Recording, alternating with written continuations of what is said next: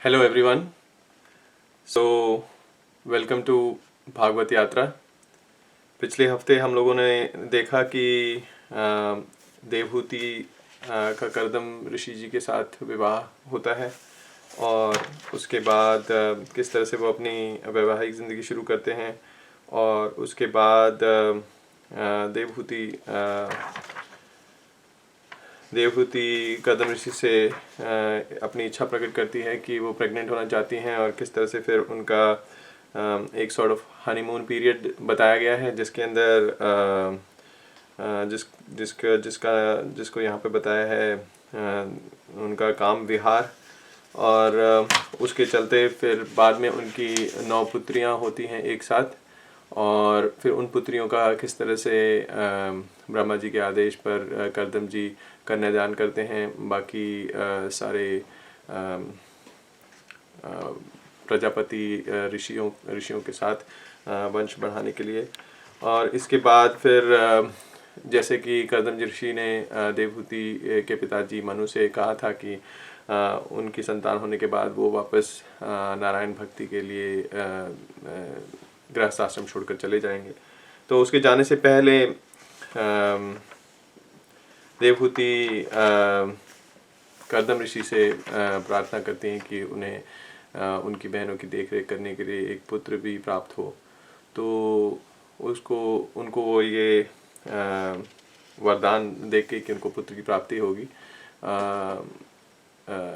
जो कि स्वयं नारायण उनके गर्भ से जन्म लेगा। तो ऐसा कह के जब वो प्रेग्नेंट हो जाती हैं और पुत्र का जन्म होता है उसके बाद कर्दम ऋषि संन्यास के लिए चले जाते हैं और फिर भगवान नारायण का जन्म दिखाया है कपिल के रूप में। और कपिल फिर जिस तरह से बड़े होते हैं उनकी माँ रियलाइज़ करती है कि उन्होंने काम वासना इत्यादि में अपना काफ़ी जीवन व्यर्थ कर दिया है और वो अपने बेटे के सामने अपना दुख प्रकट करती हैं। तो उनके बेटे कपिल उनको बताते हैं कि आपको परेशान होने की कोई ज़रूरत नहीं है, जितना भी ज्ञान है मैं स्वयं आपको दूंगा और उसके बाद आपको मोक्ष की प्राप्ति होगी।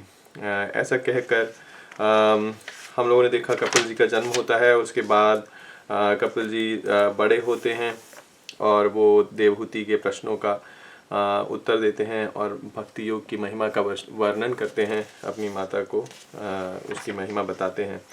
और फिर वही शुरुआत किस तरह से हुई इन सब चीज़ों की डिटेल जो कि एक गूढ़ रहस्य हैं जो कि किसी आम इंसान को पता नहीं होते हैं, वो सारी डिटेल्स फिर से वो मतलब हम तो इसको छोटे छोटे रूप में कई बार सुन चुके हैं लेकिन हर बार नई डिटेल्स के साथ सेम स्टोरी आती है कि किस तरह से जो पहला पुरुष था, आदि पुरुष था, उसका जन्म किस तरह से हुआ।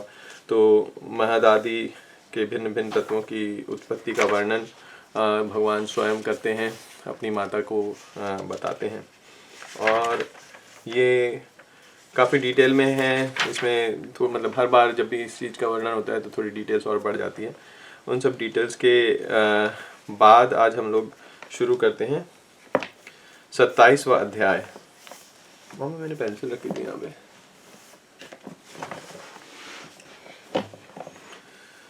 27वां अध्याय। इसमें रबर नहीं है। क्या नहीं? रबर?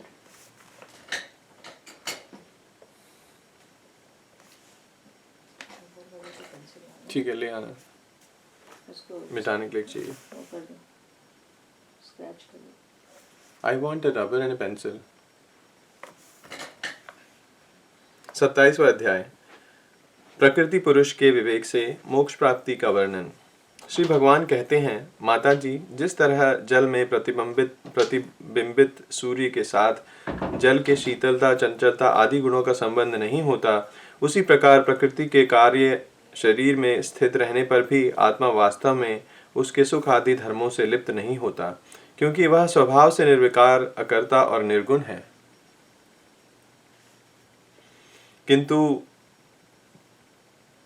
किंतु जब वही प्राकृत गुणों से अपना संबंध स्थापित कर लेता है, तब अहंकार से मोहित होकर मैं करता हूँ ऐसा मान लेता है।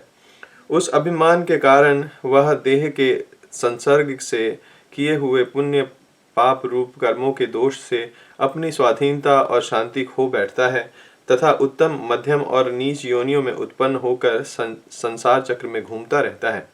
इस प्रकार स्वप्न में भय शोक आदि का कोई कारण न होने पर भी स्वप्न के पदार्थों में आस्था हो जाने के कारण दुख उठाना पड़ता है, उसी प्रकार भय शोक अहम मम एवं जन्म मरणादि रूप संसार की कोई सत्ता न होने पर भी अविद्यावश विषयों का चिंतन करते रहने से जीवन का संसार चक्र कभी निवृत्त नहीं होता। इसीलिए बुद्धिमान मनुष्य को उचित है कि असन्मार्ग विषय चिंतन में फंसे हुए चित्त को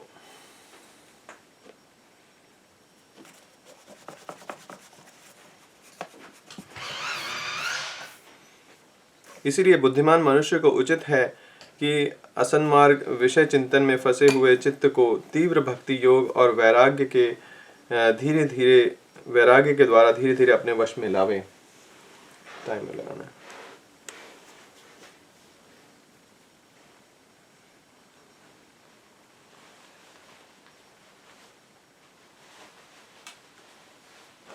इसकी आवाज आएगी, पता है ना तुम्हें?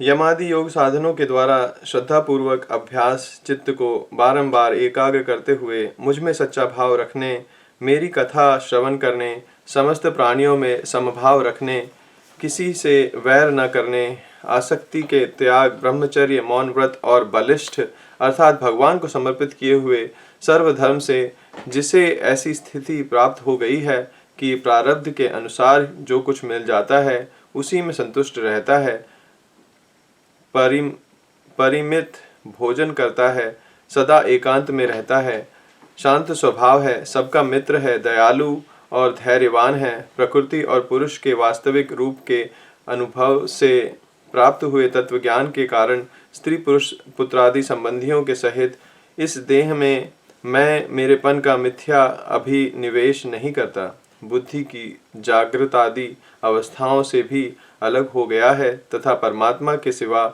और कोई वस्तु नहीं देखता।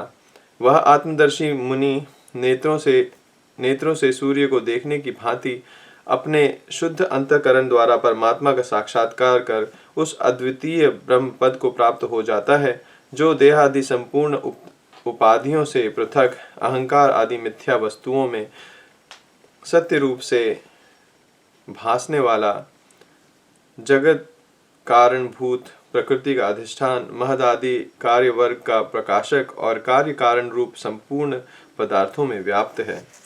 जिस प्रकार जल में पड़ा हुआ सूर्य का प्रतिबिंब दीवाल पर पड़े हुए अपने आभास के संबंध से देखा जाता है और जल में दिखने वाले प्रतिबिंब से आकाश स्थित सूर्य ज्ञान होता है, उसी प्रकार वैकारिक आदि भेद से तीन प्रकार का अहंकार देह, इंद्रिय और मन में स्थित अपने प्रतिबिंबों से लक्षित होता है और फिर सत परमात्मा के प्रतिबिंब युक्त उस अहंकार के द्वारा सत्य ज्ञान रूप परमात्मा का दर्शन होता है, जो सुषुप्ति के समय निद्रा से शब्द आदि भूत सूक्ष्म इंद्रिय और मन बुद्धि आदि के अव्याकृत में लीन हो जाने पर स्वयं जागता रहता है और सर्वथा अहंकार शून्य है। जागृत अवस्था में यह आत्मा भूत सूक्ष्म आदि दृश्य वर्ग के दृष्टा रूप से स्पष्टतः अनुभव में आता है, किंतु सुषुप्ति के समय अपने उपाधिभूत अहंकार का नाश होने से वह भ्रमवश अपने को ही नष्ट हुआ मान लेता है। Can we do this later? और जिस प्रकार धन का नाश हो जाने पर मनुष्य अपने को भी नष्ट हुआ मानकर अत्यंत व्याकुल हो जाता है, उसी प्रकार वह भी अत्यंत विवश होकर नष्टवत हो जाता है। माताजी इन सब बातों का मनन करके विवेकी पुरुष अपने आत्मा का अनुभव कर लेता है, जो अहंकार के सहित संपूर्ण तत्वों का अधिष्ठान और प्रकाशक है। देवहूति ने पूछा, प्रभो, पुरुष और प्रकृति दोनों ही नित्य और एक दूसरे के आश्रय से रहने वाले हैं, इसीलिए प्रकृति जो पुरुषों को कभी छोड़ ही नहीं सकती। ब्राह्मण जिस प्रकार गंध और पृथ्वी तथा रस और जल की पृथक पृथक स्थिति नहीं हो सकती, उसी प्रकार पुरुष और प्रकृति भी एक दूसरे को छोड़कर नहीं रह सकते। अतः जिनके आश्रय से अकर्ता पुरुष को यह कर्म बंधन प्राप्त हुआ है, उन प्रकृति के गुणों के रहते हुए उसे कैवल्य पद कैसे प्राप्त होगा। यदि तत्वों का विचार करने से कभी यह संसार बंधन का तीव्र भय निवृत्त भी हो जाए, तो भी उसके निमित्त भूत प्राकृत गुणों का अभाव न होने से वह भय फिर उपस्थित हो सकता है। श्री भगवान ने कहा, माता जी, जिस प्रकार अग्नि का उत्पत्ति स्थान अरणि अपने से ही उत्पन्न अग्नि से जलकर भस्म हो जाती है, उसी प्रकार निष्काम भाव से किए हुए सर्वधर्म पालन द्वारा अंतःकरण शुद्ध होने के बहुत समय तक भागवत कथा श्रवण द्वारा पुष्ट हुई मेरी तीव्र भक्ति से, तत्व साक्षात्कार करने वाले ज्ञान से, प्रबल वैराग्य से, व्रत नियम आदि के सहित किए हुए ध्यानाभ्यास से और चित्त की प्रगाढ़ एकाग्रता से पुरुष की प्रवृत्ति अविद्या दिन रात क्षीण होती हुई धीरे धीरे लीन हो जाती है। फिर नित्य प्रति दोष देखने से भोग कर त्याग हुई वह प्रकृति अपने रूप में स्थित और स्वतंत्र बंधन मुक्त हुए उस पुरुष का कुछ भी नहीं बिगाड़ सकती। जैसे सोए हुए पुरुष को स्वप्न में किसने ही अनर्थों का अनुभव करना पड़ता है, किंतु जग पड़ने पर उसे उन स्वप्नों के अनुभव से किसी प्रकार का मोह नहीं होता, उसी प्रकार जिसे तत्व ज्ञान हो जाता है और जो निरंतर मुझ में ही मन लगाए रहता है, उस आत्माराम मुनि का प्रकृति कुछ भी नहीं बिगाड़ सकती। जब मनुष्य अनेकों जन्मों में बहुत समय तक इस प्रकार आत्मचिंतन से ही निमग्न रहता है, तब उसे ब्रह्मलोक पर्यंत सभी प्रकार के भोगों से वैराग्य हो जाता है। मेरा वह धैर्यवान भक्त मेरी ही महती कृपा से तत्व ज्ञान प्राप्त करके आत्मानुभव के द्वारा सारे संशयों से मुक्त हो जाता है और फिर लिंग देह का नाश होने पर एकमात्र मेरे ही आश्रित अपने स्वरूप भूत कैवल्य संज्ञक मंगलमय पद को सहज में ही प्राप्त कर लेता है, जहां पहुंचने पर योगी फिर लौट कर नहीं आता। माता जी, यदि योगी का चित्त योग साधना से बड़ी हुई मायामयी अणिमादि सिद्धियों में, जिनकी प्राप्ति का योग के सिवा दूसरा कोई साधन नहीं फंसता, तो उसे मेरा वह अविनाशी परम पद प्राप्त होता है, जहां मृत्यु की कुछ भी दाल नहीं गलती।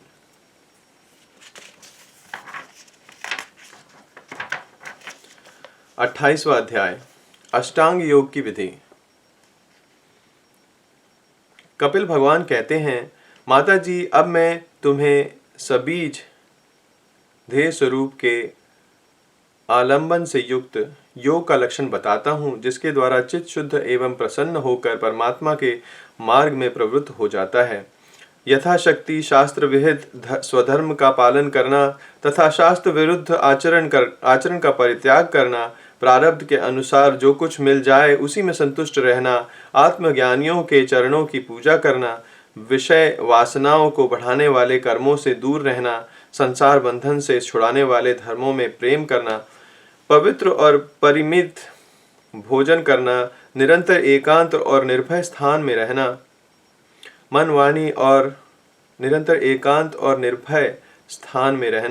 मन वाणी और शरीर से किसी जीव को न सताना, सत्य बोलना, चोरी न करना, आवश्यकता से अधिक वस्तुओं का संग्रह न करना, ब्रह्मचर्य का पालन करना, तपस्या करना, धर्म पालन के लिए कष्ट सहना, बाहर भीतर से पवित्र रहना, शास्त्रों का अध्ययन करना, भगवान की पूजा करना, वाणी का संयम करना, उत्तम आसनों का अभ्यास करके स्थिर पूर्वक बैठना, धीरे धीरे प्राणायाम के द्वारा श्वास को जीतना, इंद्रियों को मन के द्वारा विषयों से हटाकर अपने हृदय में ले जाना, मूल धारा आदि किसी एक केंद्र में मन के सहित प्राणों को स्थिर करना, निरंतर भगवान की लीलाओं का चिंतन और चित्त को समाहित करना, इनसे तथा व्रत दान आदि दूसरे साधनों से भी सावधानी के साथ प्राणों को जीतकर बुद्धि के द्वारा अपने कुमार्गगामी दुष्ट चित्त को धीरे धीरे एकाग्र करके परमात्मा के ध्यान में लगावें। पहले आसन को जीतें, फिर प्राणायाम के अभ्यास के लिए पवित्र देश में कुशमृग चर्म आदि से युक्त आसन बिछावें। उस पर शरीर को सीधा और स्थिर रखते हुए सुखपूर्वक बैठकर अभ्यास करें। आरंभ में पूरक, कुंभक और रेचक कर्म से अथवा इसके विपरीत रेचक, कुंभक और पूरक करके प्राणों के मार्ग का शोधन करें, जिससे चित्त स्थिर और निश्चल हो जाए। जिस प्रकार वायु और अग्नि से तपाया हुआ सोना अपने मल को त्याग देता है, उसी प्रकार जो योगी प्राण वायु को जीत लेता है उसका मन बहुत शीघ्र शुद्ध हो जाता है। अतः योगी को उचित है कि प्राणायाम से वात पित्तादि जनित दोषों को, धारणा से पापों को, प्रत्याहार से विषयों के संबंध को और ध्यान से भगवत विमुख करने वाले राग द्वेष आदि दुर्गुणों को दूर करे। जब योग का अभ्यास करते करते चित्त निर्मल और एकाग्र हो जाए, तब नासिका के अग्रभाग में दृष्टि जमाकर इस प्रकार भगवान की मूर्ति का ध्यान करें। देखा तुमने यहाँ पर, जब योग का अभ्यास करते करते चित्त निर्मल और एकाग्र हो जाए, तब नासिका के अग्रभाग में दृष्टि जमाकर इस प्रकार भगवान की मूर्ति का ध्यान करें। सो ये जो मेडिटेशन की टेक्निक है, ये टुवर्ड्स द एंड में है। भगवान का मुख कमल आनंद से प्रफुल्लित है, नेत्र कमल कोश के समान रत्नारे हैं, शरीर नीलकमल दल के समान श्याम है, हाथों में शंख चक्र और गदा धारण किए हैं, कमल की केसर के समान पीला रेशमी वस्त्र लहरा रहा है, वृक्ष स्थल में श्री वत्स चिन्ह है और गले में कौस्तुभ मणि झिलमिला रही है। वनमाला चरणों तक लटकी हुई है, जिनके चारों ओर भौरे सुगंध से मतवाले होकर मधुर गुंजार कर रहे हैं। अंग प्रत्यंगों में महामूल्य हार, कंकण, किरीट, भुजबंध और नुपुर आदि आभूषण विराजमान हैं। कमर में करधनी की लड़ियां उसकी शोभा बढ़ा रही हैं। भक्तों के हृदय कमल ही उनके आसन हैं। उनका दर्शनीय श्याम सुंदर स्वरूप अत्यंत शांत एवं मन और नयनों को आनंदित करने वाला है। उनकी अति सुंदर किशोर अवस्था है। वे भक्तों पर कृपा करने के लिए आतुर हो रहे हैं। बड़ी मनोहर झांकी है। भगवान सदा संपूर्ण लोकों में वंदित हैं। उनका पवित्र यश परम कीर्तनीय है और जो राजा बलि आदि परम यशस्वियों के भी यश को बढ़ाने वाले हैं। इस प्रकार श्री नारायण देव का संपूर्ण अंगों के सहित तब तक ध्यान करें जब तक चित्त वहां से हटे नहीं। भगवान की लीलाएं बड़ी दर्शनीय हैं। अतः अपनी रुचि के अनुसार खड़े हुए, चलते हुए, बैठे हुए, पौधे हुए अथवा अंतर्यामी रूप में स्थित हुए उनके स्वरूप का विशुद्ध भावयुक्त चित्त से चिंतन करें। इस प्रकार योगी जब तक अच्छी तरह देख ले कि भगवत विग्रह में चित्त की स्थिति हो गई है, तब वह उनसे समस्त अंगों में लगे हुए चित्त को विशेष रूप से एक एक अंग में लगावे। बाप रे, तब जाके लगावे। भगवान के चरण कमलों का ध्यान करना चाहिए।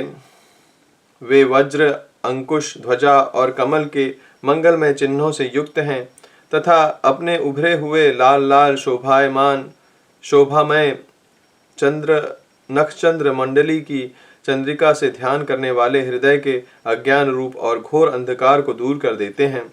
इन्हीं की धोवन से नदियों में श्रेष्ठ श्री गंगा जी प्रकट हुई थी, जिनके पवित्र जल को मस्तक पर धारण करने के कारण स्वयं मंगल रूप श्री महादेव जी और भी अधिक मंगलमय हो गए थे। ये अपना ध्यान करने वालों के पाप रूप पर्वतों पर छोड़े हुए इंद्र के वज्र के समान हैं। भगवान के इन चरण कमलों का चिरकाल तक चिंतन करें। भव भयहारी अजन्मा श्री हरि की दोनों पिंडलियों एवं घुटनों का ध्यान करें, जिनको विश्व विधाता ब्रह्मा जी, माता सुरवंदिता कमल लोचन लक्ष्मी जी अपने जांघों पर रखकर अपने कांतिमान कर किसलयों की कांति से लड़ाती रहती हैं। भगवान की जांघों का ध्यान करें, जो असली के फूलों के समान नीलवर्ण और बल की निधि हैं तथा गरुड़ जी की पीठ पर शोभायमान हैं। भगवान के नितंब बिंब का ध्यान करें, जो एड़ी तक लटके हुए पीतांबर से ढका हुआ है और उस पीतांबर के ऊपर पहनी हुई स्वर्णमयी करधनी की लड़ियों को आलिंगन कर रहा है। संपूर्ण लोगों के आश्रय स्थान भगवान के उदर देश में स्थित नाभि सरोवर का ध्यान करें। इसमें से ब्रह्मा जी का आधारभूत सर्वलोकमय कमल प्रकट हुआ है। फिर प्रभु के श्रेष्ठ मर्तक मणि सदृश दोनों स्तनों का चिंतन करें, जो वक्षस्थल पर पड़े हुए शुभ्र हारों को किरणों से गौरवर्ण जान पड़ते हैं। इसके पश्चात पुरुषोत्तम भगवान के वक्षस्थल का ध्यान करें, जो महालक्ष्मी का निवास स्थान है और लोगों के मन एवं नेत्रों को आनंद देने वाला है। फिर संपूर्ण लोगों के वंदनीय भगवान के गले का चिंतन करें, जो मानो कौस्तुभ मणि को भी सुशोभित करने के लिए ही उसे धारण करता है। समस्त लोकपालों की आश्रयभूता भगवान की चारों भुजाओं का ध्यान करें, जिनमें धारण किए हुए कंकण आदि आभूषण समुद्र मंथन के समय मंदराचल की रगड़ से और भी उजले हो गए थे। इसी प्रकार जिसके तेज को सहन नहीं किया जा सकता, उस सहस्त्र धारों वाले सुदर्शन चक्र का तथा करकमल में राजहंस के समान विराजमान शंख का चिंतन करें। फिर विपक्षी वीरों के रुधिर से सनी हुई प्रभु की प्यारी कौमोद की गदा का, भौरों के शब्द से गुंजायमान वनमाला का और उनके कंठ में सुशोभित संपूर्ण जीवों के निर्मल तत्व रूप कौस्तुभ मणि का ध्यान करें। यहाँ पर टिप्पणी की गई है, आत्मनस्य जगतो निर्लेपम गुणामलम बिभर्ति कौस्तुभमणियम सर्वरूपम भगवान हरि। अर्थात इस जगत की निर्लेप निर्गुण निर्मल तथा स्वरूप भूत आत्मा को कौस्तुभ मुनि के रूप में भगवान धारण करते हैं। कौस्तुभ मुनि के रूप में भगवान धारण करते हैं।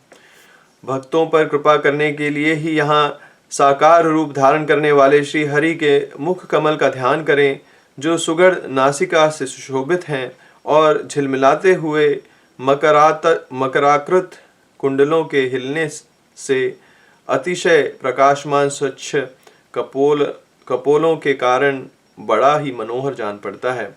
काली काली घुंघराली अलकावली से मंडित भगवान का मुखमंडल अपनी छवि के द्वारा भ्रमरों से सेवित कमल कोश का भी तिरस्कार कर रहा है और उसके कमल सदृश विशाल एवं चंचल नेत्र उस कमल कोश पर उछलते हुए मछलियों के जोड़े की शोभा को मात कर रहे हैं।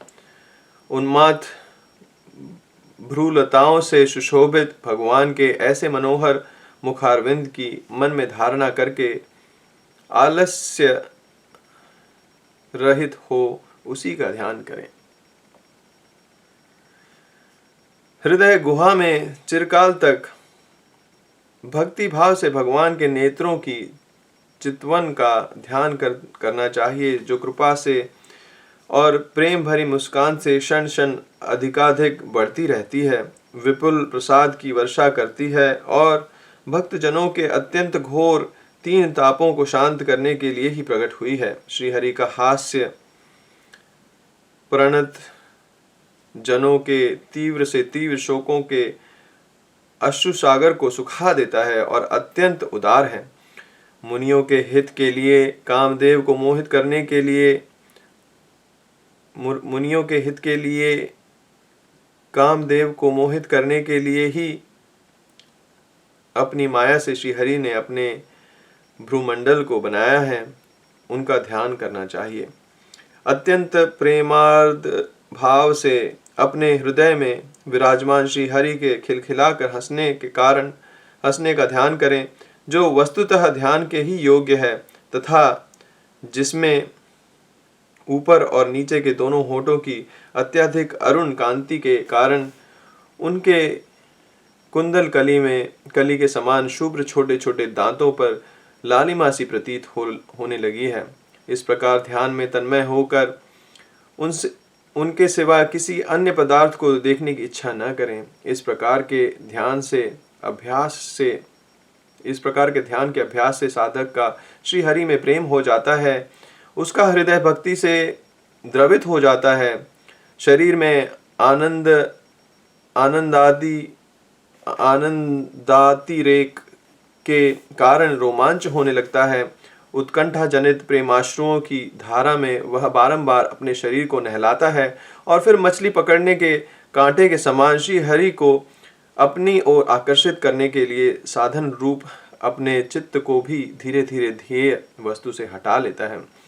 जैसे तेल आदि के चूक जाने पर दीप शिखा अपने कारण रूप तेजस तत्व में लीन हो जाती है, वैसे ही आश्रय विषय और राग से रहित होकर मन शांत ब्रह्माकार को हो जाता है। इस अवस्था के प्राप्त होने पर जीव गुण प्रवाह रूप देह आदि उपाधि के निवृत्त हो जाने के कारण ध्याता ध्येय आदि विभाग से रहित एक अखंड परमात्मा को ही सर्वत्र अनुगत देखता है। योगाभ्यास से प्राप्त हुई चित्त की इस अविद्या रहित लय रूप निवृत्ति से अपनी सुख दुख रहित ब्रह्म रूप महिमा में स्थिर होकर परमात्म तत्व का साक्षात्कार कर लेने पर वह योगी जिस सुख दुख के भोक्ता तत्व को भोक्तृ तत्व को पहले अज्ञानवश अपने रूप में देखता था, उसे अब अविद्याकृत अहंकार में ही देखता है।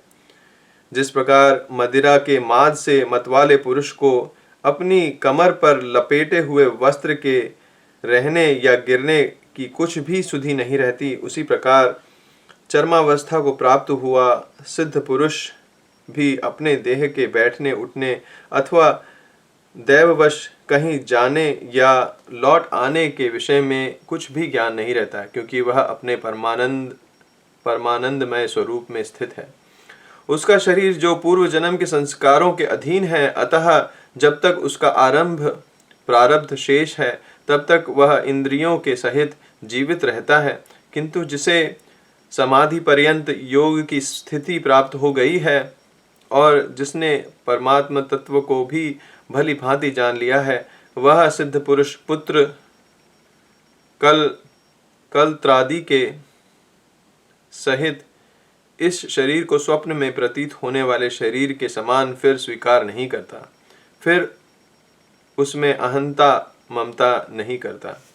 जिस प्रकार अत्यंत स्नेह के कारण पुत्र और धन आदि में भी साधारण जीवों की आत्मबुद्धि रहती है, किंतु थोड़ा सा विचार करने से ही वे उनसे स्पष्टतया अलग दिखाई देते हैं, उसी प्रकार जिन्हें यह अपना आत्मा मान बैठा है, उन देह आदि से भी उनका साक्षी पुरुष पृथक ही है। जिस प्रकार जलती हुई लकड़ी से चिंगारी से स्वयं अग्नि से ही प्रकट हुए धुएं से तथा अग्नि रूप मानी जाने वाली उस जलती हुई लकड़ी से भी अग्नि वास्तव में पृथक है, उसी प्रकार भूत इंद्रिय और अंतकरण से उनका साक्षी आत्मा अलग है तथा जीव कहलाने वाले उस आत्मा से भी ब्रह्म भिन्न है और प्रकृति से उसके संचालक पुरुषोत्तम भिन्न है। जिस प्रकार देह दृष्टि से युज अंडज स्वदे स्व स्व स्वे जिस प्रकार देह दृष्टि से जरायुज, अंडज, स्वेदज और उद्भिज चारों प्रकार के प्राणी पंचभूत मात्र हैं, उसी प्रकार संपूर्ण जीवों में आत्मा को और आत्मा में संपूर्ण जीवों को अनन्य भाव से अनुगत देखें। जिस प्रकार एक ही अग्नि अपने पृथक पृथक आश्रयों में उनकी विभिन्नता के कारण भिन्न भिन्न आकार की दिखाई देती है, उसी प्रकार देव मनुष्य आदि शरीर में रहने वाला एक ही आत्मा अपने आश्रयों के गुण भेद के कारण भिन्न भिन्न प्रकार का भासता है। अतः भगवान का भक्त जीव के स्वरूप को छिपा देने वाली कार्य कारण रूप से परमात्मा को प्राप्त हुई भगवान की इस अचिंत्य शक्तिमयी माया को भगवान की कृपा से ही जीतकर अपने वास्तविक स्वरूप ब्रह्म रूप में स्थित होता है। 29वां अध्याय भक्ति का मर्म और काल की महिमा। देवहूति ने पूछा, प्रभु, प्रकृति, पुरुष और महतत्व आदि जैसा लक्षण सांख्य शास्त्र में कहा गया है तथा जिसके द्वारा उनका वास्तविक स्वरूप अलग अलग जान पड़ता है, और भक्ति योग को ही जिसका प्रयोजन कहा गया है, वह अब आपने मुझे बताया। अब कृपा करके भक्ति योग का मार्ग मुझे विस्तार पूर्वक बताइए। इसके सिवा जीवों की जन्म मरण रूपा अनेक प्रकार की गतियों का भी वर्णन कीजिए, जिनके सुनने से जीवों का सब प्रकार की वस्तुओं से वैराग्य हो जाता है, जिसके भय से लोग शुभ कर्मों में प्रवृत्त होते हैं, और जो ब्रह्मादि का भी शासन करने वाला है, वह सर्वसमर्थ काल का स्वरूप भी आप मुझसे कहिए। ज्ञान दृष्टि के लुप्त हो जाने के कारण देह आदि मिथ्या वस्तुओं में जिन्हें आत्माभिमान हो गया है तथा बुद्धि के कर्मासक्त रहने के कारण अत्यंत श्रमित होकर जो चिरकाल से अपार अंधकार में संसार में सोए पड़े हुए हैं, उन्हें जगाने के लिए आप योग प्रकाशक सूर्य ही प्रकट हुए हैं। श्री मैत्रेय जी कहते हैं, कुरुश्रेष्ठ विदुर जी, माता के ये मनोहर वचन सुनकर महामुनि कपिल जी ने उनकी प्रशंसा की और जीवों के प्रति दया से द्रवीभूत हो बड़ी प्रसन्नता के साथ उनसे इस प्रकार बोले। श्री भगवान ने कहा, माता जी साधकों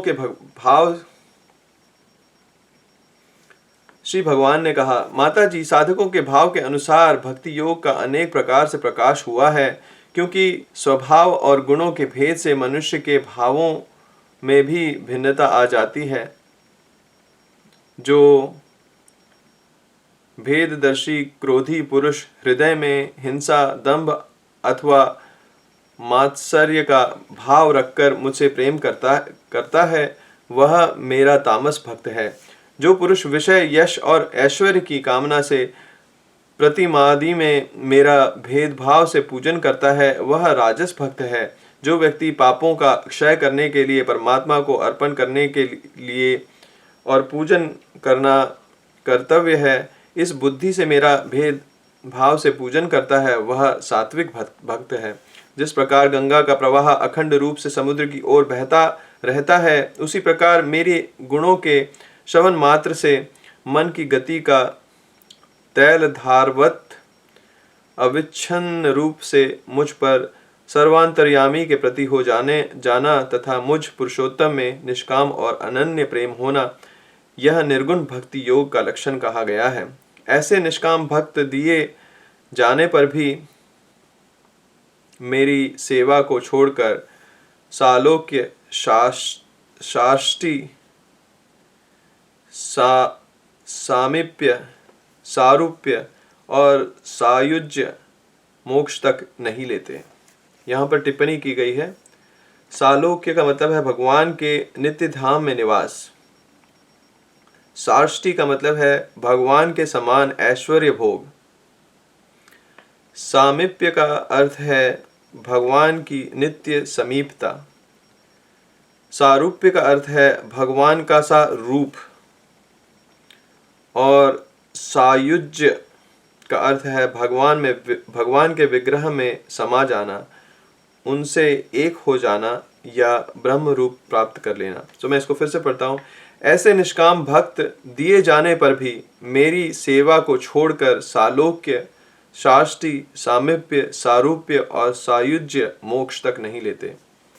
भागवत सेवा के लिए मुक्ति का तिरस्कार करने वाला यह भक्ति योग ही परम पुरुषार्थ अथवा साध्य कहा गया है।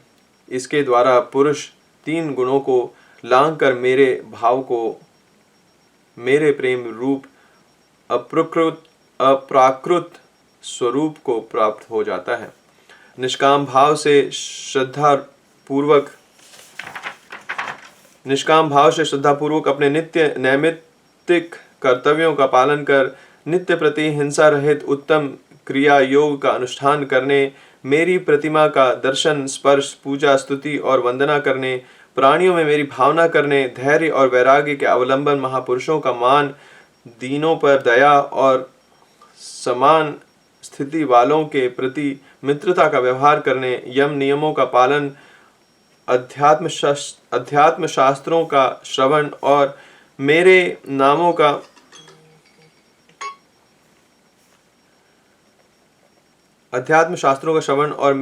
का उच्च स्वर से कीर्तन करने से तथा मन की सरलता, सत्पुरुषों के संग और अहंकार के त्याग से मेरे धर्मों का, भगवत धर्म का अनुष्ठान करने वाले भक्त पुरुष का चित्त अत्यंत शुद्ध होकर मेरे गुणों के श्रवण मात्र से अनायास ही मुझ में लग जाता है। जिस प्रकार वायु के द्वारा उड़कर जाने वाला गंध और आश्रय पुष्प के घ्राणेन्द्रिय तक पहुंच जाता है, उसी प्रकार भक्ति योग में तत्पर और राग द्वेष विकारों से शून्य चित्त परमात्मा को प्राप्त कर लेता है। मैं आत्मा रूप से सदा सभी जीवों में स्थित हूँ। इसीलिए जो लोग मुझ सर्वभूत स्थित परमात्मा का अनादर करके केवल प्रतिमा में ही पूजन करते हैं, उनकी वह पूजा स्वांग मात्र है। मैं सबका आत्मा परमेश्वर सभी भूतों में स्थित हूँ।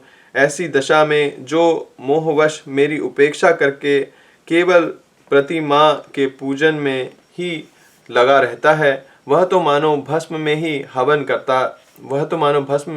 करता है। जो भेददर्शी और अभिमानी पुरुष जो दूसरे जीवों के साथ वैर बांधता है और इस प्रकार उनके शरीर में विद्यमान मुझ आत्मा से ही द्वेष करता है, उसके मन को कभी शांति नहीं मिल सकती। माता जी, जो दूसरे जीवों का अपमान करता है, वह बहुत सी घटिया बढ़िया सामग्रियों से अनेक प्रकार की विधि विधान के साथ मेरी मूर्ति का पूजन भी करे तो भी मैं उसे प्रसन्न नहीं हो सकता। मनुष्य अपने धर्म का अनुष्ठान करता हुआ जब तक मुझ ईश्वर की प्रतिमा आदि में पूजा करता रहे, तब तक उसे अपने हृदय में एवं संपूर्ण प्राणियों में स्थित परमात्मा का अनुभव न हो जाए। जो व्यक्ति आत्मा और परमात्मा के बीच में थोड़ा सा भी अंतर करता है, उस भेददर्शी को मैं मृत्यु रूप से महान भय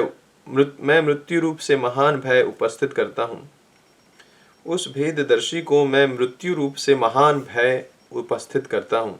अतः संपूर्ण प्राणियों के भीतर घर बनाकर उन प्राणियों के ही स्वरूप में स्थित मुझ परमात्मा का यथा योग्य दान, मान, मित्रता के व्यवहार तथा समदृष्टि के द्वारा पूजन करना चाहिए।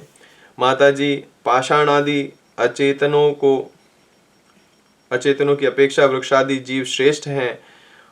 उनसे सांस लेने वाले प्राणी श्रेष्ठ हैं। उनमें भी मन वाले प्राणी उत्तम और उनसे इंद्रियों की वृत्तियों से युक्त प्राणी श्रेष्ठ हैं। सेंद्रिय प्राणियों में भी केवल स्पर्श का अनुभव करने वालों की अपेक्षा रस का ग्रहण कर सकने वाले मत्स्यादि उत्कृष्ट हैं, तथा रस वेक्ताओं की अपेक्षा गंध का अनुभव करने वाले भ्रमर आदि और गंध का ग्रहण करने वालों से भी शब्द का ग्रहण करने वाले सर्प आदि श्रेष्ठ हैं। उनसे भी रूप का अनुभव करने वाले काक आदि उत्तम हैं और उनकी अपेक्षा जिनके ऊपर नीचे दोनों ओर दांत जिनके ऊपर नीचे दोनों ओर दांत होते हैं वे जीव श्रेष्ठ हैं। उनमें भी बिना पैरों वालों से बहुत से चरणों वाले श्रेष्ठ हैं तथा बहुत चरणों वालों से 4 चरण वाले और 4 चरण वालों से भी 2 चरण वाले मनुष्य श्रेष्ठ हैं। मनुष्य में भी 4 वर्ण श्रेष्ठ हैं, उनमें भी ब्राह्मण श्रेष्ठ हैं। ब्राह्मणों में वेदों को जानने वाले उत्तम हैं और वेदज्ञों में भी वेद का तात्पर्य जानने वाले श्रेष्ठ हैं। तात्पर्य जानने वालों से संशय निवारण करने वाले, उनसे भी अपने वर्ण श्रमोचित धर्म का पालन करने वाले तथा उनसे भी आसक्ति का त्याग करने वाले, अपने धर्म निष्काम भाव से आचरण करने वाले श्रेष्ठ हैं।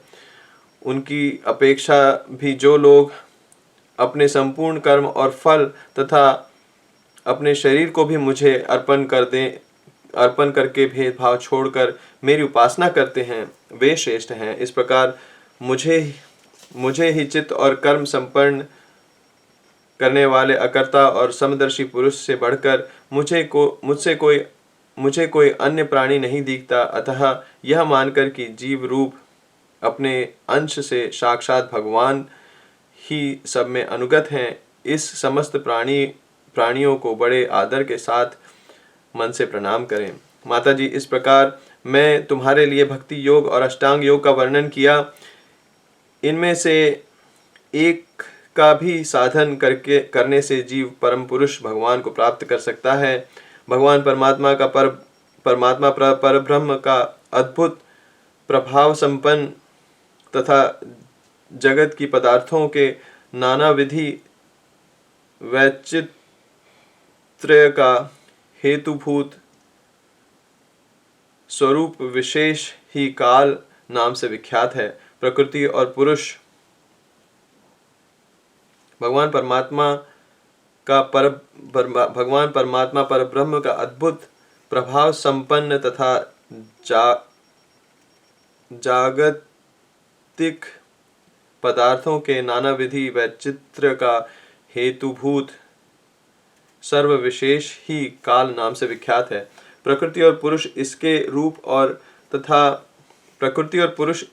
रूप हैं तथा इनसे यह पृथक भी है। नाना प्रकार के कर्मों का मूल अदृष्ट भी यही है तथा इसी से महतत्व आदि के अभिमानी भेददर्शी प्राणियों को सदा भय लगा रहता है, जो सबका आश्रय होने के कारण समस्त प्राणियों में अनुप्रविष्ट होकर भूतों द्वारा ही उनका संहार करता है तथा जगत का शासन करने वाले ब्रह्मादि का भी प्रभु भगवान काल ही यज्ञों का फल देने वाला विष्णु है।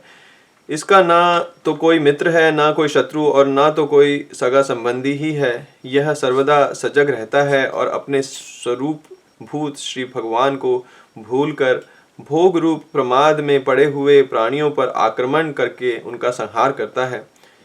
इसी के भय से वायु चलता है, इसी के भय से सूर्य तपता है, इसी के भय से इंद्र वर्षा करते हैं और इसी के भय से तारे चमकते हैं। इसी से भयभीत होकर औषधियों के सहित लताएं और सारी वनस्पतियां समय समय पर फल फूल धारण करती हैं।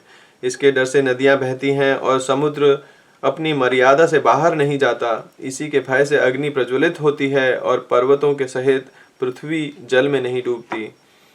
इसी के शासन से यह आकाश जीवित प्राणियों को श्वास प्रश्वास के लिए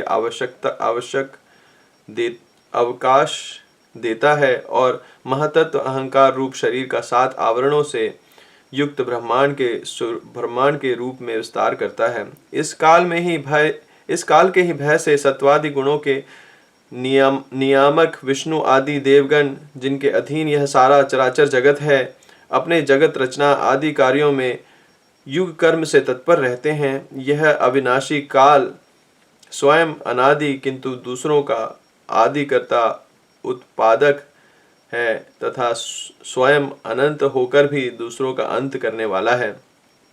यह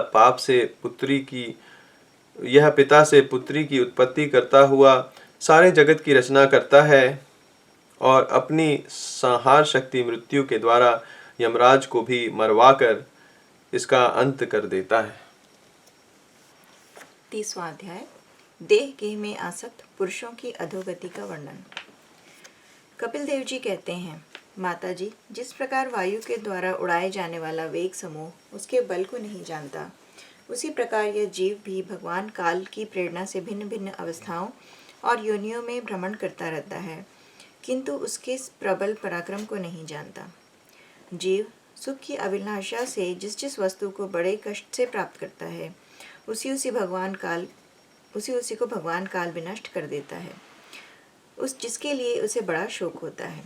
इसका कारण यही है कि यह मंदमती जीव अपने इस नाशवान शरीर तथा उसके संबंधियों के घर, खेत और धन आदि को मोहवश नित्य मान लेता है। इस संसार में यह जीव जिस जिस योनि में जन्म लेता है, उसी में आनंद मनाने लगता है और उससे विरक्त नहीं होता। यह भगवान की माया से ऐसा मोहित हो रहा है कि कर्मवश नार की योनियों में जन्म लेने पर भी वहाँ के विष्ठा आदि भोगों में ही सुख मानने के कारण उसे भी छोड़ना नहीं चाहता। यह मूर्ख अपने शरीर, स्त्री, पुत्र, ग्रह, पशु, धन और बंधु बांधवों में अत्यंत आसक्त होकर उसके संबंधों में नाना प्रकार के मनोरथ करता हुआ अपने आप को बड़ा भाग्यशाली समझता है। इनके पालन पोषण की चिंता से इसके संपूर्ण अंग जलते रहते हैं। तथापि दुर्वासनाओं से दूषित हृदय होने के कारण यह मूढ़ निरंतर इन्हीं के कारण तरह तरह के पाप करता रहता है। कुलटा स्त्रियों के द्वारा एकांत में संभोग आदि के समय प्रदर्शित किए हुए कपटपूर्ण प्रेम में तथा बालकों की मीठी मीठी बातों में मन और इंद्रियों के फंस जाने से गृहस्थ पुरुष घर के दुख प्रदान कपटपूर्ण कर्मों में लिप्त हो जाता है। उस समय बहुत सावधानी करने पर यदि उसे किसी दुख का प्रतिकार करने में सफलता मिल जाती है, तो उसे ही वह सुख मान लेता है। जहाँ तहाँ से भयंकर हिंसा वृत्ति के द्वारा धन संचय कर यह ऐसे लोगों का पोषण करता है जिनके पोषण से नरक में जाता है। स्वयं तो उनके खाने पीने से बचे हुए अन्न को ही खाकर रहता है। बार बार प्रयत्न करने पर भी जब इसकी कोई जीविका नहीं चलती, तो यह लोभवश अधीर हो जाने से दूसरे के धन की इच्छा करने लगता है। जब मंद भाग्य के कारण इसका कोई प्रयत्न नहीं चलता, तो और यह मंदबुद्धि धनहीन होकर कुटुंब के भरण पोषण में असमर्थ हो जाता है, तब अत्यंत दीन और चिंतातुर होकर लंबी लंबी सांसें छोड़ने लगता है। इसे अपने पालन पोषण में असमर्थ देखकर वे स्त्री पुत्र आदि इसका पहले के समान आदर नहीं करते, जैसे कृपण किसान बूढ़े बैल की उपेक्षा कर देते हैं। फिर भी इसे वैराग्य नहीं होता। जिन्हें उसने स्वयं पाला था, वे ही अब उसका पालन करते हैं। वृद्धावस्था के कारण इसका रूप बिगड़ जाता है, शरीर रोगी हो जाता है, अग्नि मंद पड़ जाती है, भोजन और पुरुषार्थ दोनों ही कम हो जाते हैं। वह मरणोन्मुख होकर घर में पड़ा रहता है और कुत्ते की भांति स्त्री पुत्र आदि के अपमान पूर्वक दिए हुए टुकड़े खाकर जीवन निर्वाह करता है। मृत्यु का समय निकट आने पर वायु के उत्कर्म से इसकी पुतलियां चढ़ जाती हैं। श्वास प्रश्वास की नलिकाएं कफ से रुक जाती हैं। खाने और सांस लेने में भी इसे बड़ा कष्ट होता है तथा कफ बढ़ जाने के कारण कंठ में गुरगुराहट होने लगती है। यह अपने शोकातुर बंधु बांधवों से घिरा हुआ पड़ा रहता है और मृत्यु पाश के वशीभूत हो जाने से उसके बुलाने पर भी नहीं बोल सकता। इस प्रकार जो मूढ़ पुरुष इंद्रियों को न जीतकर निरंतर कुटुंब पोषण में ही लगा रहता है, वह रोते हुए स्वजनों के बीच अत्यंत वेदना से अचेत होकर मृत्यु को प्राप्त होता है। इस अवसर पर उसे लेने के लिए अति भयंकर और रोषयुक्त नेत्रों वाले जो दो यमदूत आते हैं, उन्हें देखकर वह भय के कारण मलमूत्र कर देता है। वे यमदूत उसे यातना देह में डाल देते हैं और फिर जिस प्रकार सिपाही किसी अपराधी को ले जाता है, उसी प्रकार उसके गले में रस्सी बांधकर बलात् यमलोक की लंबी यात्रा में उसे ले जाते हैं। उनकी घुड़कियों से उसका हृदय फटने और शरीर कांपने लगता है। मार्ग में उसे कुत्ते नोचते हैं। उस समय अपने पापों को याद करके वह व्याकुल हो उठता है। भूख प्यास उसे बेचैन कर देती है तथा धाम दावानल और लूहों से वह तप जाता है।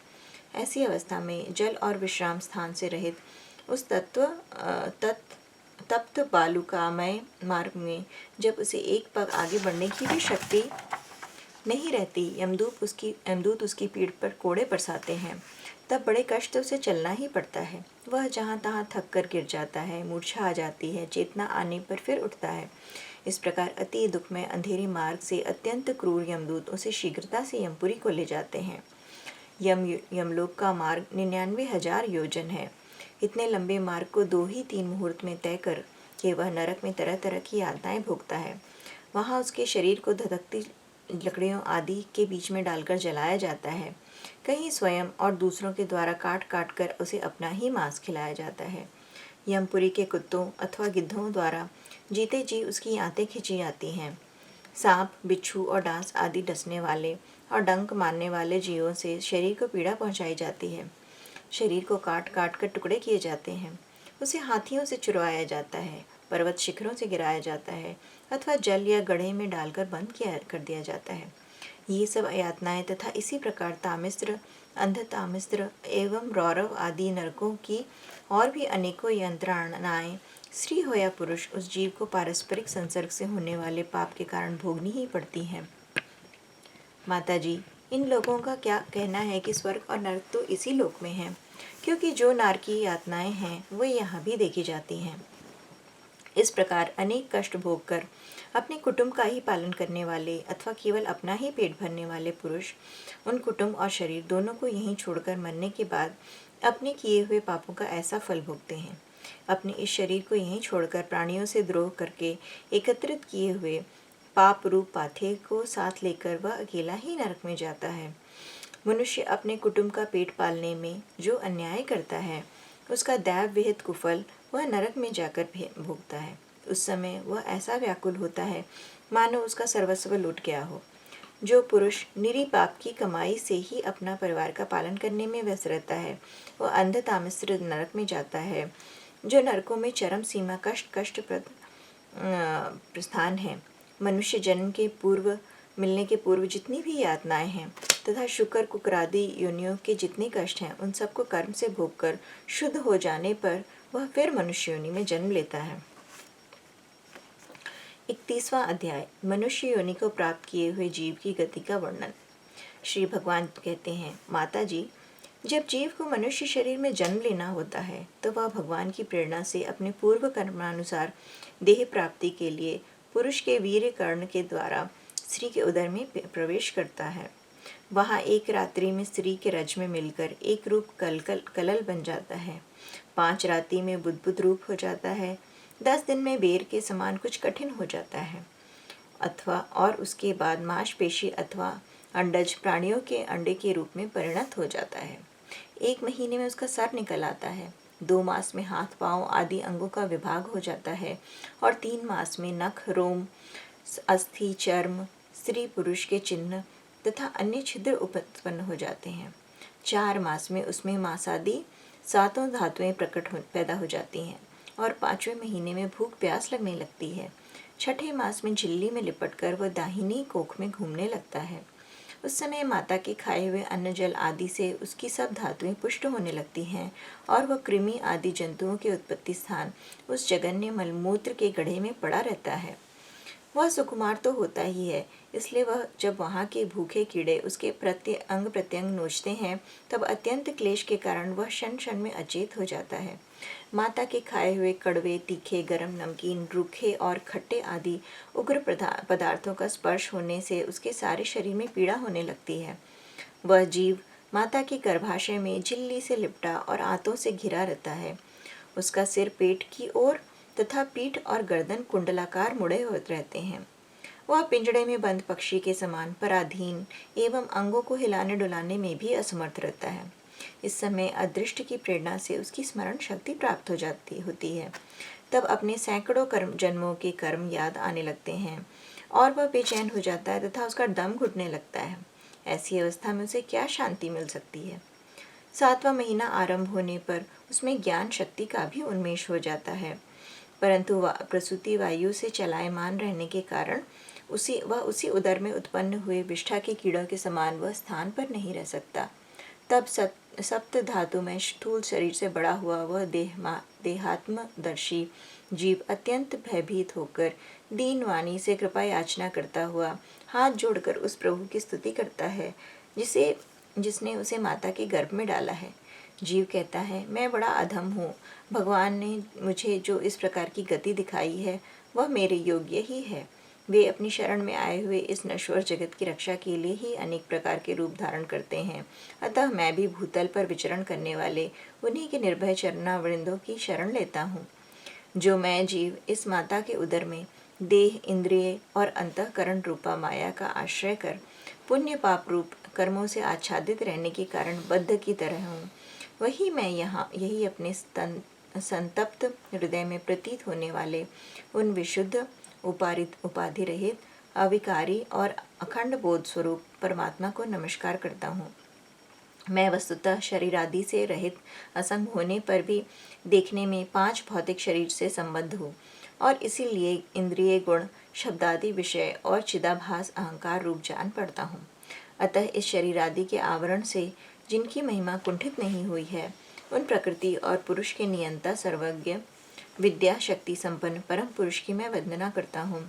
उन्हीं की माया से अपने स्वरूप की स्मृति नष्ट हो जाने के कारण यह जीव अत्यंत अनेक प्रकार के सत्वादि गुण और कर्म के बंधन से युक्त इस संसार मार्ग में तरह तरह के कष्ट झेलता हुआ भटकता रहता है।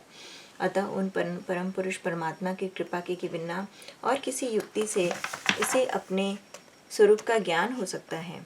मुझे जो इस त्रैकालिक ज्ञान हुआ है, यह भी उनके सिवा और किसने दिया है, क्योंकि स्थावर जंगम समस्त प्राणियों में एकमात्र वे ही तो अंतर्यामी रूप अंश से विद्यमान है।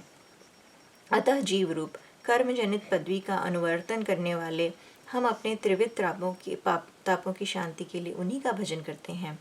भगवान, यह देहधारी जीव दूसरी माता के देह के उतर के भीतर मल मूत्र और रुधिर के कुएं में गिरा हुआ है। उसकी जठराग्नि से इसका शरीर अत्यंत संतप्त हो रहा है। उससे निकलने की इच्छा करता हुआ यह अपने महीने गिन रहा है। भगवान, अब इस दीन को यहाँ से कब निकाला जाएगा? स्वामिन, आप बड़े दयालु हैं। आप जैसे उदार प्रभु ने ही इस 10 मास के जीव को ऐसा उत्कृष्ट ज्ञान दिया है। दीन बंधु, इस अपने किए हुए उपकार से ही आप प्रसन्न हो, क्योंकि आपको हाथ जोड़ने के सिवा आपके इस उपकार का बदला तो कोई दे भी क्या सकता है। प्रभु, संसार के ये पशु पक्षी आदि अन्य जीव तो आप अपनी मूढ़ बुद्धि के अनुसार अपने जीव में होने वाले सुख दुख आदि का ही अनुभव करते हैं, किंतु मैं तो आपकी कृपा से शम दमादि साधन संपन्न शरीर से युक्त हुआ हूँ। अतः आपकी दी हुई विवेकवती बुद्धि से आप पुराण पुरुष को अपने शरीर के बाहर और भीतर अहंकार के आश्रयभूत आत्मा की भांति प्रत्यक्ष अनुभव करता हूँ। भगवान, इस अत्यंत दुख से भरे हुए गर्भाशय में यद्यपि मैं बड़े कष्ट से रह रहा हूँ, तो भी इससे बाहर निकलकर संसारमय अंधकूप में गिरने की मुझे बिल्कुल इच्छा नहीं है, क्योंकि उसमें जाने वाले जीव को आपकी माया घेर लेती है, जिसके कारण उसके शरीर में अहम बुद्धि हो जाती है और उसके परिणाम में उसे फिर इस संसारिक चक्र में ही पड़ना होता है। अतः मैं व्याकुलता को छोड़कर हृदय में श्री विष्णु भगवान के चरणों को स्थापित कर अपनी बुद्धि की सहायता से अपने को बहुत शीघ्र इस संसार रूप समुद्र के पार लगा दूंगा, जिससे मुझे अनेक प्रकार के दोषों से युक्त यह संसार दुख फिर न प्राप्त हो। कपिल देव जी कहते हैं, माता, वह 10 महीने का जीव गर्भ में ही जब इस प्रकार विवेक संपन्न होकर भगवान की स्तुति करता है तब उस अधोमुख बालक को प्रसव काल की वायु तत्काल बाहर आने के लिए ढकेलती है। उसे सहसा ठेलने पर वह बालक अत्यंत व्याकुल होकर नीचे सिर करके बड़े कष्ट से बाहर निकलता है। उस समय उसकी श्वास की गति रुक जाती है और पूर्व स्मृति नष्ट हो जाती है। पृथ्वी पर माता के रुधिर और मूत्र में पड़ा हुआ वह बालक विषा के कीड़े के समान छटपटाता है। उसका गर्भवास का सारा ज्ञान नष्ट हो जाता है और वह विपरीत गति देहाभिमान रूप अज्ञान दशा को प्राप्त होकर बार बार जोर से रोता है। फिर जो लोग उसका अभिप्राय नहीं समझ सकते, उनके द्वारा उसका पालन पोषण होता है। ऐसी अवस्था में उसे जो प्रतिकूलता प्राप्त होती है, उसका निषेध करने की शक्ति भी उसमें नहीं होती। जब उस जीव को शिशु अवस्था में मैली कुचली खाट पर सुला दिया जाता है, जिसमें खटमल आदि स्वदेज जीव चिपटे रहते हैं, वह उसमें शरीर को खुजलाने, उठाने अथवा करोड़ बदलने की भी सामर्थ्य न होने के कारण वह बड़ा कष्ट पाता है। उसकी त्वचा बड़ी कोमल होती है। उसे डांस, मच्छर और खटमल उसी प्रकार काटते हैं जैसे बड़े कीड़े को छोटे कीड़े। इस प्रकार इस समय उसका गर्भावस्था का सारा ज्ञान जाता रहता है, सिवा रोने के वह कुछ नहीं कर सकता। इसी प्रकार बाल्य, कौमार और पौगंड अवस्थाओं के दुख भोगकर वह बालक युवावस्था में पहुंचता है। उस समय उसे यदि कोई इच्छित भोग नहीं प्राप्त होता तो अज्ञानवश उसका क्रोध उद्विग्न हो उठता है और वह शोकाकुल हो जाता है। देह के साथ ही साथ अभिमान और क्रोध बढ़ जाने के कारण वह काम परवश जीव अपने ही नाश करने के लिए दूसरे कामी पुरुषों के साथ बैर ठानता है। खोटी बुद्धि वाला व अज्ञानी जीव पंचभूतों से रचे हुए इस देह में मिथ्याभिनिवेशक के कारण निरंतर मैं मेरेपन का अभिमान करने लगता है। जो शरीर इसे वृद्धावस्था आदि अनेक प्रकार के कष्ट ही देता है तथा अविद्या और कर्म के सूत्रों से बंधा रहने के कारण सदा इसके पीछे लगा रहता है, उसी के लिए यह तरह तरह के कर्म करता है जिनमें बंध जाने के कारण इसे बार बार संसार चक्र में पड़ना होता है। सन्मार्ग में चलते हुए यदि इसका किन्हीं जिह्वा और उपस्थेंद्रिय के भोगों में लगे हुए विषयी पुरुषों से समागम हो जाता है और यह उनमें आस्था करके उन्हीं का अनुगमन करने लगता है, तो पहले के समान ही फिर नार की योनियों में पड़ता है, जिसके संग से इसके सत्य, शौच, बाहर भीतर की पवित्रता, दया, वाणी का संगम, बुद्धि, धन संपत्ति, लज्जा, यश, क्षमा, मन और इंद्रियों का संयम तथा ऐश्वर्य आदि सभी सद्गुण नष्ट हो जाते हैं। उन अत्यंत सोचनीय स्त्रियों के क्रीड़ागमन, खिलौना, अशांत, मूढ़ और देहात्मदर्शी असत पुरुषों का संग कभी नहीं करना चाहिए, क्योंकि इस जीव को किसी और का संग करने से ऐसा मोह और बंधन नहीं होता जैसे स्त्री और स्त्रियों के संगियों का संग करने से होता है। एक बार अपनी पुत्री सरस्वती को देखकर ब्रह्मा जी भी उसके रूप लावण्य से मोहित हो गए थे और उसके मृगी रूप होकर भागने पर उसके पीछे निर्लज्जा पूर्वक मृग रूप होकर दौड़ने लगे। उन्हीं ब्रह्मा जी ने मरीचि आदि प्रजापतियों की तथा मरीचि आदि ने कश्यप आदि और कश्यप आदि देव मनुष्य आदि प्राणियों की सृष्टि की। अतः इनमें एक ऋषि प्रवर नारायण को छोड़कर ऐसा कौन पुरुष हो सकता है जिसकी बुद्धि स्त्री रूपिणी माया से मोहित न हो। अहो, मेरी स्त्री रूपिणी माया का बल तो देखो, जो अपने भ्रुकुटी विलास मात्र से बड़े बड़े दिग्विजयी वीरों को पैर से कुचल देती है। जो पुरुष योग के परम पद पर आरूढ़ होना चाहता है अथवा जिसे मेरी सेवा के प्रभाव से आत्मा अनात्मा का विवेक हो गया हो, वह स्त्रियों का संग कभी न करे, क्योंकि उन्हें ऐसे पुरुष के लिए नरक का खुला द्वार बताया गया है। भगवान की रची हुई यह जो स्त्री रूपिणी माया धीरे धीरे सेवा आदि के मिस से पास आती है, इसे तिनकों के ढके हुए कुएं के समान अपनी मृत्यु ही समझें। स्त्री में आसक्त रहने के कारण तथा अन्य अंत समय में स्त्री का ही ध्यान करने से जीव को स्त्री योनि प्राप्त होती है। इस प्रकार स्त्री योनि को प्राप्त हुआ जीव पुरुष रूप में प्रतीत होने वाली मेरी माया को ही धन, पुत्र और ग्रह आदि देने वाला अपना पति मानता रहता है। जो जिस प्रकार व्याधि का ज्ञान कानों को प्रिय लगने पर भी बेचारे भोले भाले पक्षियों को फंसाकर उन्हें नाश का ही कारण होता है, उसी प्रकार उन पुत्र, पति और ग्रह आदि को विधाता की निश्चित की हुई अपनी मृत्यु ही जाने। देवी, जीव के उपाधिभूत लिंग देह के द्वारा पुरुष एक लोक से दूसरे लोक में जाता है और अपने प्रारब्ध कर्मों को भोगता हुआ निरंतर अन्य देहों की प्राप्ति के लिए दूसरे कर्म करता रहता है। जीव का उपाधि रूप लिंग शरीर तो मोक्ष पर्यंत उसके साथ रहता है तथा भूत, इंद्रिय और मन का कार्य रूप स्थूल शरीर इसका भोगाधिष्ठान है। इन दोनों का परस्पर संगठित होकर कार्य न करना ही प्राणी की मृत्यु है और दोनों का साथ साथ प्रकट होना जन्म कहलाता है।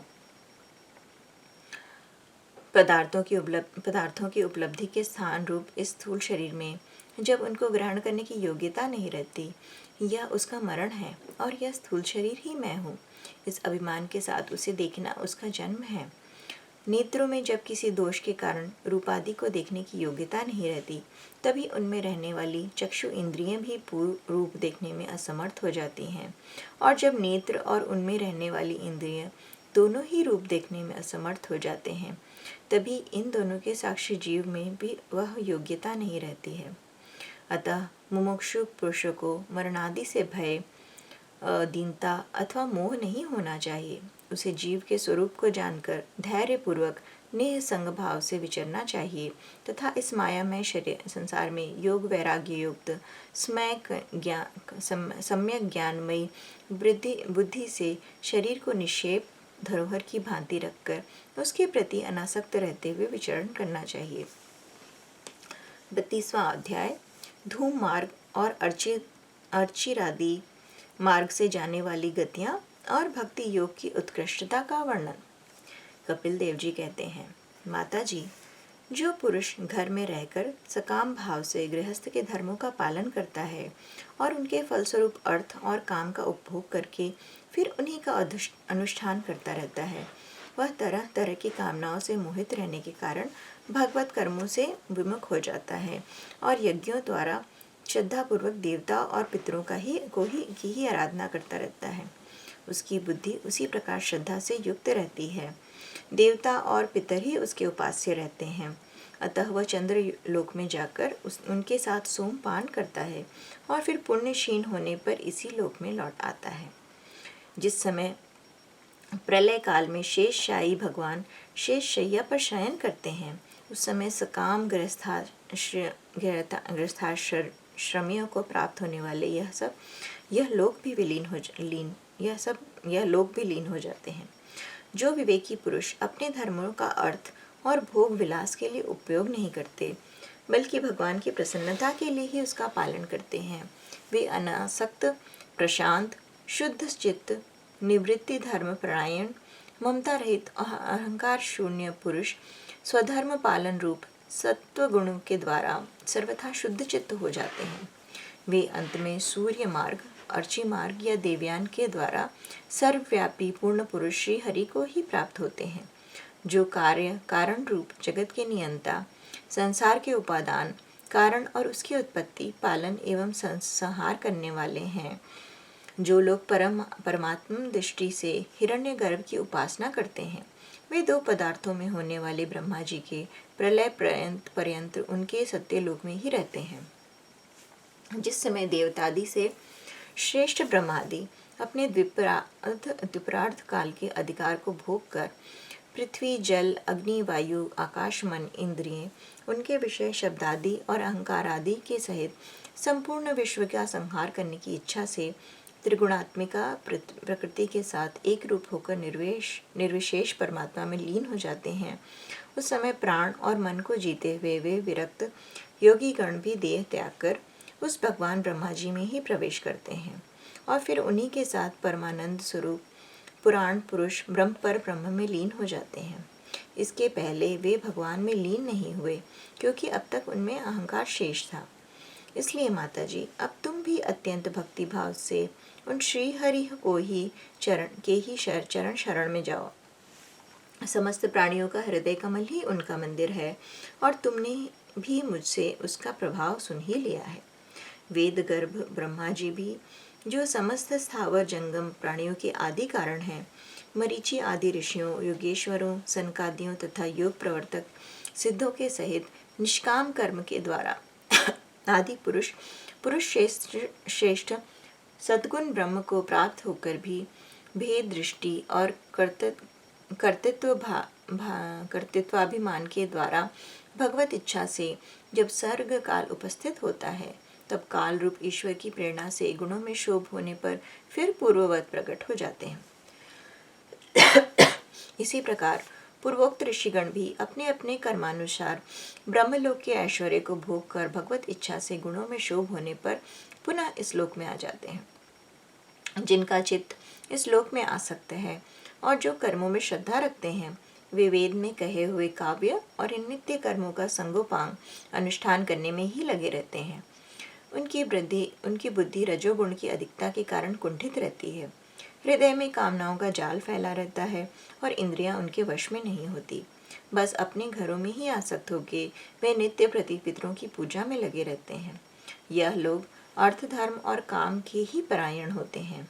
इसलिए जिनके महान पराक्रम अत्यंत कीर्तनीय हैं, उन भवभयहारी श्री मधुसूदन भगवान की कथा वार्ताओं से तो यह विमुख ही रहते हैं।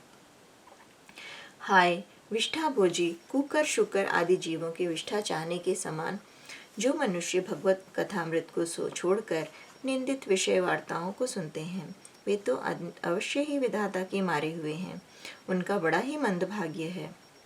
गर्भाधान से लेकर अंत्येष्टि तक सब संस्कारों को विधिपूर्वक करने वाले ये सकाम कर्मी सूर्योदय दक्षिण ओर के पितृयान या धूम मार्ग से पितृश्वर अर्य माँ के लोक में जाते हैं और फिर अपनी ही संतति के वश में उत्पन्न होते हैं। माताजी, पितृलोक के भोग लेने पर जब उनके पुण्य क्षीण हो जाते हैं तब देवता लोग उन्हें वहाँ के ऐश्वर्य से च्युत कर देते हैं और फिर उन्हें विवश होकर तुरंत ही इस लोक में गिरना पड़ता है। इसलिए माताजी, जिनके चरण कमल सदा भजने योग्य हैं, उन भगवान का तुम उन्हीं के गुणों का आश्रय लेने वाली भक्ति के द्वारा सब प्रकार से मन मानी और शरीर से भजन करो। भगवान वासुदेव के प्रति किया हुआ भक्ति योग तुरंत ही संसार से वैराग्य और ब्रह्म साक्षात्कार रूप ज्ञान की प्राप्ति करा देता है। वस्तुतः सभी विषय भगवत रूप होने के समान है। अतः जब इंद्रियों की वृत्तियों के द्वारा भी भक्त का चित्त उनमें प्रिय अप्रिय रूप विषमता का अनुभव नहीं करता, सर्वत्र भगवान का ही दर्शन करता है, उसी समय वह संग्रहित सब में समान रूप से स्थित, त्याग और ग्रहण करने योग्य, दोष और गुणों से रहित, अपने महिमा के आरूढ़ अपनी आत्मा का ब्रह्म रूप से साक्षात्कार करता है। वही ज्ञान स्वरूप है, वही पर ब्रह्म है, वही परमात्मा है, वही ईश्वर है, वही पुरुष है, वही एक भगवान स्वयं जीव, शरीर, विषय, इंद्रियों आदि अनेक रूपों में प्रतीत होता है। संपूर्ण संसार में आसक्ति का अभाव हो जाना, बस यही योगियों के सब प्रकार के योग साधन का एकमात्र अभीष्ट फल है। ब्रह्म एक है, ज्ञान स्वरूप और निर्गुण है, तो भी वह ब्राह्म वृत्तियों वाले इंद्रियों के द्वारा भ्रांतिवश शब्दादि धर्मों वाले विभिन्न पदार्थों के रूप में भास करता रहता है। जिस प्रकार एक ही परब्रह्म महतत्व, वैकारिक, राजस और तामस तीन प्रकार का अहंकार पंच महाभूत एवं 11 इंद्रिय रूप बन गया और फिर वही स्वयं प्रकाश इनके संयोग से जीव कहलाया, उसी प्रकार उस जीव का शरीर रूप यह ब्रह्मांड भी वस्तुतः ब्रह्म ही है, क्योंकि इस ब्रह्म रूप से इसकी उत्पत्ति हुई है। किंतु इसे ब्रह्म रूप वही देख सकता है जो श्रद्धा, भक्ति और वैराग्य तथा निरंतर के योग्य अभ्यास के द्वारा एकाग्रचित और असंग बुद्धि हो गया है। पूजनीय माता जी, मैं तुम्हें यह ब्रह्म साक्षात्कार का साधन रूप ज्ञान सुनाया। इसके द्वारा प्रकृति और पुरुष के यथार्थ स्वरूप का बोध हो जाता है। देवी, निर्गुण ब्रह्म विषयक ज्ञान योग और मेरे प्रति किया हुआ भक्ति योग, यह दोनों का फल एक ही है, उसे ही भगवान कहते हैं। जिस प्रकार रूप, रस एवं गंध आदि अनेक गुणों का आश्रयभूत एक ही पदार्थ भिन्न भिन्न इंद्रियों द्वारा विभिन्न रूप से अनुभूत होता है, वैसे ही शास्त्र के विभिन्न मार्गों द्वारा एक ही भगवान की अनेक प्रकार से अनुभूति होती है। नाना प्रकार के कर्म कलाप, यज्ञ, दान, तप, वेदाध्ययन, वेद विचार, मीमांसा, मन और इंद्रियों के संगम, कर्मों के त्याग, विविध अंगों वाले योग, भक्ति योग, निवृत्ति और प्रवृत्ति रूप सकाम और निष्काम दोनों प्रकार के धर्म, आत्म तत्व के ज्ञान और दृढ़ वैराग्य, इन सभी साधनों से सगुण निर्गुण रूप स्वयं प्रकाश भगवान को ही प्राप्त किया जाता है। माता जी, सात्विक, राजस, तामस और निर्गुण भेद से 4 प्रकार के भक्ति योग का और जो प्राणियों के जन्म आदि विकारों का हेतु है तथा जिसकी गति जानी नहीं जाती, उस काल का स्वरूप मैं तुमसे कह ही चुका हूँ। देवी, अविद्याजनित कर्म के कारण देवी जीव की अनेक गतियाँ होती हैं, उनमें जाने में पर वह अपने स्वरूप को नहीं पहचान सकता। मैंने जो तुम्हें ज्ञान उपदेश दिया है उसे दुष्ट, दुर्विनीत, घमंडी, दुराचारी और धर्मध्वजी दंभी पुरुषों को नहीं सुनना चाहिए। जो विषय लोलुप हो, गृहासक्त हो, मेरा भक्त न हो अथवा मेरे भक्तों से द्वेष करने वाला हो, उसे भी इसका उपदेश कभी न करें। जो अत्यंत श्रद्धालु, भक्त, विनयी, दूसरों के प्रति दोष दृष्टि न रखने वाला, सब प्राणियों से मित्रता रखने वाला, गुरु सेवा में तत्पर, ब्राह्म विषयों में अनासक्त, शांत चित्त, मत्सर शून्य और पवित्र चित्त हो तथा मुझे परम प्रियतम मानने वाला हो, उससे इसका अवश्य उपदेश करें। माँ, जो पुरुष मुझ में चित्त लगाकर इसका श्रद्धापूर्वक एक बार भी श्रवण या कथन करेगा वह मेरे परम पद को प्राप्त होगा।